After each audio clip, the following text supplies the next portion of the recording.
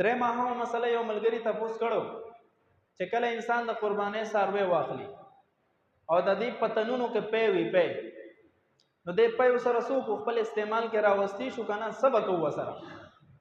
علماء لیکلي دي چې د قربانۍ څاروی د کله واغستو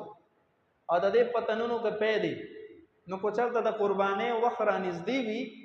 نو به دغه تنونو والا اوبه واچوه چې دا پی واپس راکاږي، بیا به لشې نه. مثلا ګنټه نیمه قربانۍ ته پاتې ده او تنونو کې پی راغلی دی نو په اوبه پې واچوه، دې سره هغه پی واپس لاړ شي. او که نه روز به پکې پاتې دي نو په دې صورت کې حکم دا دی چې دا پی به تېروله شي او دا به په فقیرانو باندې صدقه کې خپل استعمال کې به نه راولي. او که یو انسان داسې و چې پی ترې راغکل ځان له پکې خو دود پتی چای پخه کړه او یې داسې ځان له ګرم کړ ویسکل خپل استعمال کې راوستل،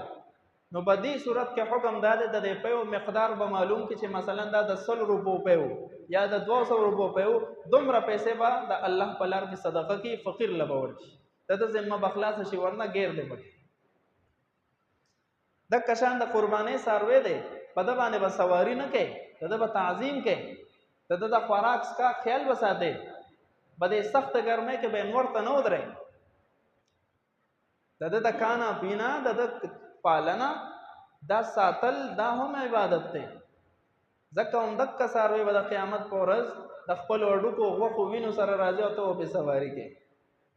او دا به ته د الله په نوم قربانې، د الله په نوم کمزوري څیز به هم نه قربانې، نو د دې به ډېر زیات خیال ساتئ. څلورمه اهمه مسله، بعضو ملګرو تپوس کړو چې جی د قربانۍ دپاره افضل وخت کم یو دی، کم وخت کې د قرباني وشي؟ علماء